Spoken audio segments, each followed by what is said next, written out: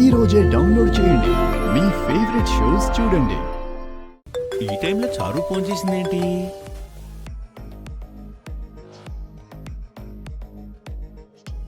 Happy Bhogi నాన్న.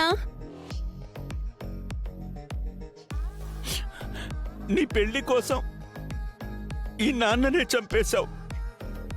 నా మీద ప్రేమ లేదనుకున్నానమ్మా, కానీ పండగ రోజు ఫోన్ చేసి ఈ గుండెని టచ్ చేశావమ్మా. దొరకవో ఆ గుండెల్లో గుచ్చేస్తాను. హ్యాపీ భోగి తల్లి. ఏంటమ్మా ఈ టైంలో ఫోన్ చేశావు? నీకు ఒక ముఖ్యమైన విషయం చెప్తామని నాన్న. చెప్పమ్మా, చెప్పు. అదే ఇన్సూరెన్స్ డబ్బులు. అది నాకే కావాలి, నా కష్టార్జితం. మీరాడే నాటకానికి కుష్ఠరోగం వచ్చి పోతారా? అదే నాన్న, ఆ డబ్బులు మొత్తం నువ్వే తీసుకో. ఎలా తీసుకోవాలి? నువ్వు ఇక్కడికి వచ్చి నాన్న, నీ చెక్ నీకు ఇచ్చేస్తాను. నువ్వు భోగి, సంక్రాంతి, కనుమ అన్ని పండుగలు ఒకేసారి చేసుకోవచ్చు. అబ్బా, నువ్వేనా మాట్లాడేది? అమ్మో, డౌట్ వచ్చిందా ఏంటి? అరే నేనే నాన్న, నేనే. నువ్వురా, చెక్కిస్తాను. ఇప్పుడా? భోగి మాట్లాడేస్తారేమో. దానికి ఇంకా టైం ఉంది నాన్న. నీకు టైం దగ్గర పడిందిగా, నువ్వు త్వరగా రా. నీ చెక్ నేను ఇస్తాను. ఏంటి? నువ్వు త్వరగా వస్తే నీ చెక్ నీ చేతిలో పెట్టేస్తా అంటున్నాను. అదే జరిగితే నీకు చేతులెత్తి మొక్కుతాను. నేను దీవిస్తానన్నా, నువ్వు త్వరగా రా. ఇదిగో ఇప్పుడే బయలుదేరుతున్నానమ్మా.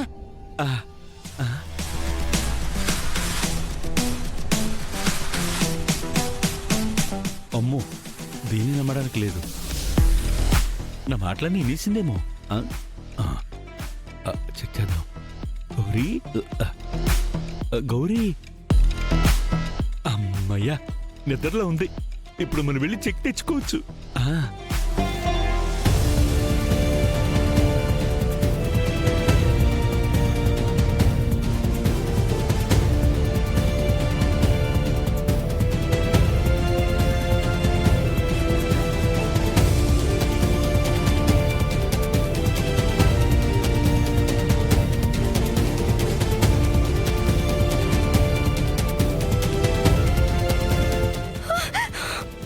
ఆద్య, నేనే.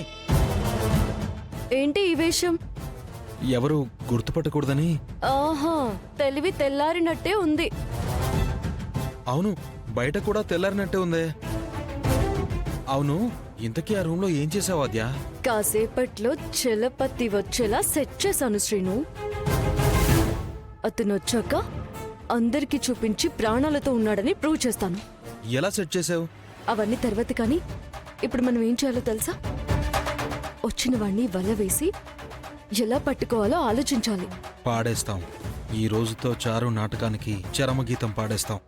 రేపు మనకి అసలైన సంక్రాంతి. ఒక్క సంక్రాంతి ఏంటి శ్రీను, దాని పీడ పోతే మన ఇంట్లో రోజు పండుగే.